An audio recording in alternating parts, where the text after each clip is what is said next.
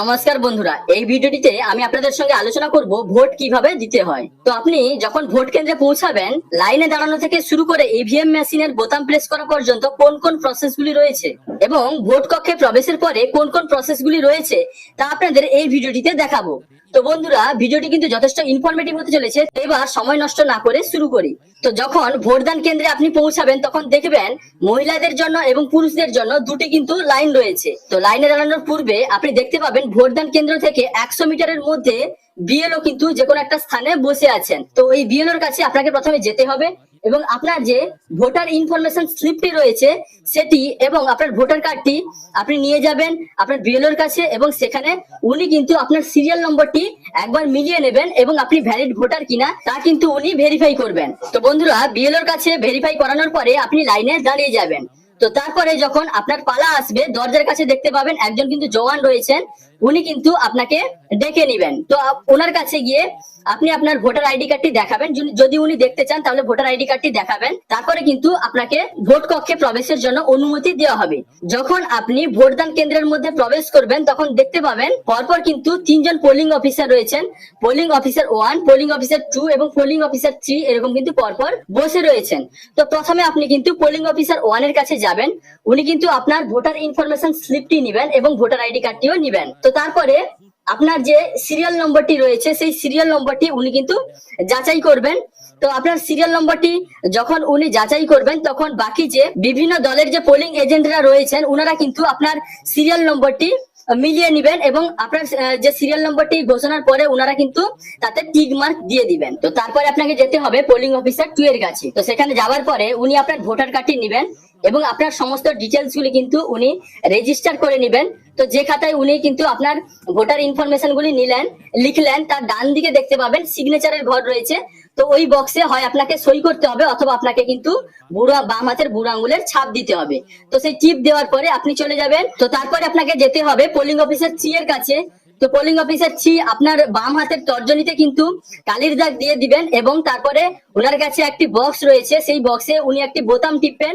বোতাম প্রেস করার পরে কিন্তু আপনাকে ভোট দেওয়ার জন্য অনুমতি দেওয়া হয়ে যাবে। তো অনুমতি দেওয়ার পরে আপনাকে কিন্তু ভোট দেওয়ার জন্য যে জায়গাটি রয়েছে সেই স্থানটিতে দেখতে পাবেন এরকম কিন্তু ঘেরা রয়েছে। তার মধ্যে দুটি বক্স দেওয়া রয়েছে, একটি কিন্তু ইভিএম মেশিন এবং তার বাম দিকে কিন্তু আরো একটি বক্স রয়েছে। তো আপনি দেখতে পাবেন এই যে ইভিএম মেশিনে এখানে কিন্তু বিভিন্ন প্রার্থীর ছবি রয়েছে।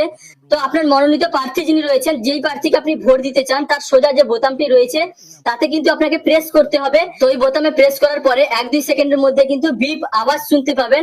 তো এই বিপ শোনার পরে সঙ্গে সঙ্গে দেখতে পাবেন বাম দিকে যে বক্সটি রয়েছে তাতে কিন্তু আলো জ্বলে উঠবে এবং আপনি যেই প্রার্থীকে ভোট দিলেন তার ছাপটি কিন্তু ওই মেশিনে দেখতে পাবেন। তো এইভাবে কিন্তু আপনার ভোট দেওয়ার প্রসেসটি কমপ্লিট হবে। তো এরপরে আপনি কিন্তু ভোট কক্ষ থেকে বাইরে বেরিয়ে আসতে পারবেন আপনার ভোটার কার্ড এবং আপনার ভোটার ইনফরমেশন স্লিপটি সঙ্গে নিয়ে। এবং ভোট কক্ষের মধ্যে সম্পূর্ণ কাজগুলি পরিচালনা করার জন্য একজন প্রিসাইডিং অফিসার থাকবেন এবং একজন প্রিসাইডিং অফিসারের তত্ত্বাবধানে কিন্তু সম্পূর্ণ ভোটদানের প্রসেস চলবে। এবার এই প্রসঙ্গে আপনাদের বলে দিই, আপনারা ভোট দিতে যাওয়ার সময় কোন কোন কাগজপত্রগুলি সঙ্গে নেবেন। তো বন্ধুরা, আপনারা জানেন ইতিমধ্যে কিন্তু আপনাদের বাড়িতে বাড়িতে বিএলওরা এসে ভোটার ইনফরমেশন স্লিপ দিয়ে গেছেন। তো সেই ভোটার ইনফরমেশন স্লিপটি আপনাদের সঙ্গে নিতে হবে। শুধুমাত্র এই স্লিপ নিয়ে গেলে কিন্তু আপনারা ভোট দিতে পারবেন না, এর সঙ্গে আপনাদের ভোটার কার্ডটি অবশ্যই নিয়ে যেতে হবে। তো যদি কোনো ভোটারের ভোটার আইডি কার্ডটি না থাকে তাহলে কিন্তু কমিশন নির্ধারিত 12টি যে নথির কথা বলা হয়েছে সেই 12টি নথির মধ্যে যে কোনো একটি নথি নিয়ে গেলে কিন্তু ভোট দিতে পারবেন। অর্থাৎ বুঝতে পারলেন, যদি ভোটারের ভোটার আইডি কার্ডটি রয়েছে তাহলে আপনারা ভোটার ইনফরমেশন স্লিপের সঙ্গে ভোটার আইডি কার্ডটি নিয়ে নেবেন।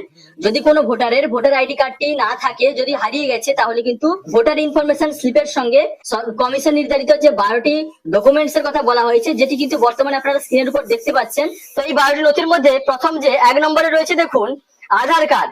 2 নম্বরে দেখুন বলা হয়েছে মহাত্মা গান্ধী জাতীয় গ্রামীণ কর্মসংস্থান নিশ্চয়তা আইনের জব কার্ড। 3 নম্বরে দেখুন বলা হয়েছে ব্যাংক বা পোস্ট অফিস কর্তৃক প্রদত্ত ছবি সহ পাসবই। 4 নম্বরে শ্রম আইন মন্ত্রণালয়ের প্রকল্পের অধীনে জারি করা স্বাস্থ্য বীমা স্মার্ট কার্ড। 5 নম্বরে দেখুন ড্রাইভিং লাইসেন্স। 6 নম্বরে প্যান কার্ড। 7 নম্বরে বলা আছে জাতীয় নাগরিক রেজিস্টারের অধীনে রেজিস্ট্রার জেনারেল অফ ইন্ডিয়া কর্তৃক প্রদত্ত স্মার্ট কার্ড। 8 নম্বরে বলা হয়েছে ইন্ডিয়ান পাসপোর্ট অর্থাৎ ভারতীয় পাসপোর্ট। 9 নম্বরে ফটো সহ পেনশনের নথি।